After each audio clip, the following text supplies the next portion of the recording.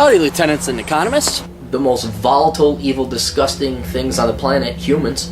If you have a video request, you can always go to assholeconsulting.com. Yeah, I am gonna charge you, kids. And that is the importance of not fucking up. You are such an asshole!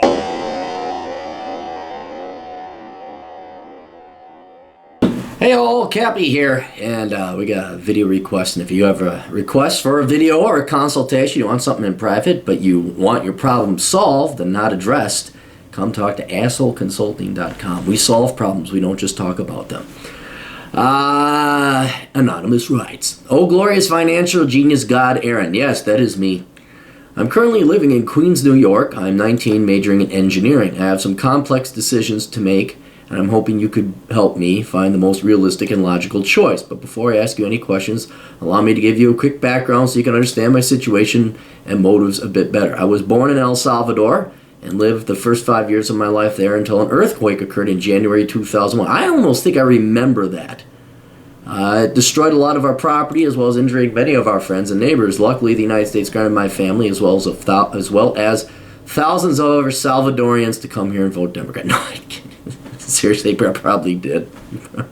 Well, you know, you're there. You're like, guys, why did they make? Was it a huge earthquake? Did they not just make like earthquake-proof buildings? It's the same thing with Haiti. They had that thing done. It's like, well, just don't, never mind. You might have heard of a permit called a TPS, or Temporary Protected Status. This is the immigration status which I received and I currently hold, but it has put me in a very awkward situation, especially now when I'm in college. You see, TPS allows a person to legally live in the U.S. and obtain jobs, but only the ones that don't require at least a residential status or higher. This means that obtaining any decent paying job in the U.S. that requires a higher status or even a college degree is out of the question. Okay, so let me reread this again. But only the ones that don't require at least a residential status or higher. This means that obtaining any decent paying job in the U.S. that requires a higher status is out of the... All right, so you're limited in what you can work. All right. Also, TPS restricts financial aid and must be renewed every 18 months, which costs a few $1,000s. This thing has a huge impact on me financially, which is why I've decided it's time to make a change. You see, Aaron, even though I am very grateful of having the opportunity being raised in this country, the restrictions this status has on me gives me a great deal of frustration. Well, yeah, because it's intended you would go back. I mean, it's not that I don't like you, or not that you're not happy that you're not here, that you're not going out and becoming engineering, but this was under the like, you'd go back.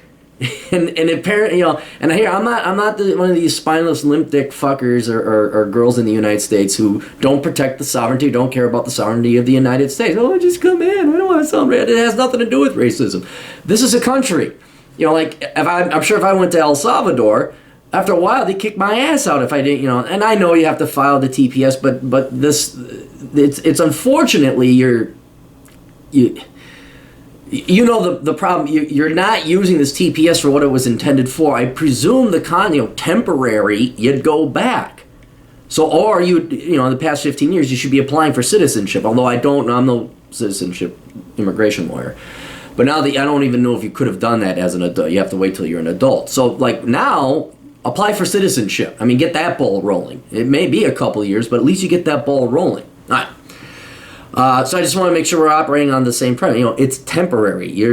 This is not like citizenship.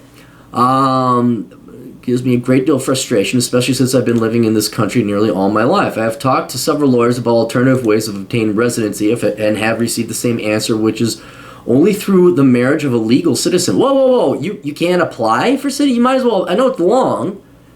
You want something faster. Seems like now is the best time to do that, as I need all the financial help for college, as I don't want to end up with too much debt. The only problem is I don't want to build a meaningful relationship with a girl, as that will take too much time and will have an unpredictable outcome, I'd say. I don't fully trust any of my exes or girlfriends to help me go through with this, and I would prefer not to pay someone off to marry me, as I'm already spending enough in college. So since gay marriage is now legal, oh Jesus, look at this, here we go. So since gay marriage is now legal in New York, and the most logical and financially soothing way to get a green card seems to be marrying my friend, we won't mention his name, I'm not going to mention his name, who has agreed to help me free of charge. Oh, what a guy! What a fucking guy, man! Look at that shit! Man, he's doing you a solid. Holy shit!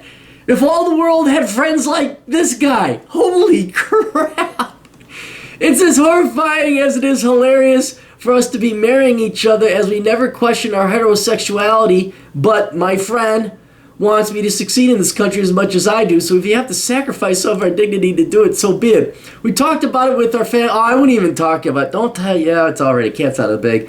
Who find it pretty funny and believe we should go through it with it if we were confident enough that it will work. So do you feel this is the best way to go through this financially? Do you see any disadvantages besides the psychological torture of marrying my best friend? I love my fucking job. Oh man, oh dude, this is anonymous. This is hilarious, man. This is great. If so, what other ideas do you suggest? Video. Thanks. Me and my friend are a huge fan. Okay, look, I'm gonna operate. You're the client. I want to help you out, and I think that okay, you want to become a citizen. This is a pretty clever way of doing it. One, I think it's brilliant. Two, I think it's very doable. Three, I think you got a hell of a friend there. But whereas this is very clever, and I think you want to do it right. And I am not. Here's where you got to talk to a marriage lawyer. Your friend, I don't think, is going to betray you, but this opens up the whole thing of divorce. And inevitably, you're going to have to get this marriage annulled. Is that going to have an effect on, well, not jobs, because they can't discriminate against jobs, but I'm worried more like estate planning and assets and things like that. I would definitely talk to a lawyer, a marriage lawyer, get a prenup, something like that, to protect you and your buddy. All right? I'm worried more like, once you get married, now you're subject to the divorce courts, and there's a legal risk there. Of which I do not know because it depends on your state. You're in New York, it's a different state to state. So I would spend a couple $100 talking to a lawyer who's divorce, marriage law, that kind of thing, and see if he or she sees any weaknesses or drawbacks. I think it's brilliant. I think it would work, but there's that, because now you have a legal contract between you and your buddy, and as fabricated, or what's the word I'm looking for, as ulteriorly motived as that might be, you're now subject to these rules and laws. So I'd say it's worth a couple $100. Talk to a lawyer, see what there's any risks, and be honest with, say, here's what we want to do.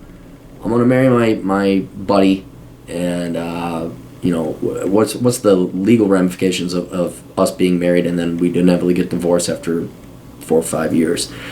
Now, the psychological torture, I don't think there's going to be any psychological torture. Why would there be psychological torture? You guys don't have to actually live together. You could be roommates, I guess, save some money that way. And, hey, 4 years go by, then you're 23, you get your degree. You're married during college. But it's your social life I'd be worried about. Like, you're just legally married. You don't have to tell anyone. Date a girl, whatever, go on with your regular date life. You're not going to get married in 4 years anyway. And don't tell anyone. I know your family finds this hilarious, but don't tell anyone. Don't tell anybody more. Because you want to keep a normal social life. You and your buddy want to do this as quick and painless as possible. So yeah, I don't think there's going to be any psychological torture. Maybe a little bit of legal costs up front. You're going to have to go down, sign the paper at the Justice of the Peace or whatever they call it. Get your marriage certificate.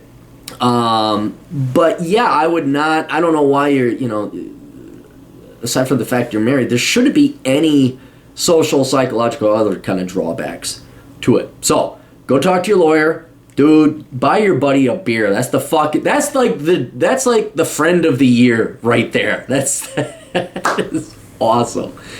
So, but dude, talk to your immigration lawyers. I would have applied do it the legal way. But anyway, so best of luck. Thank you for the email. Toodles.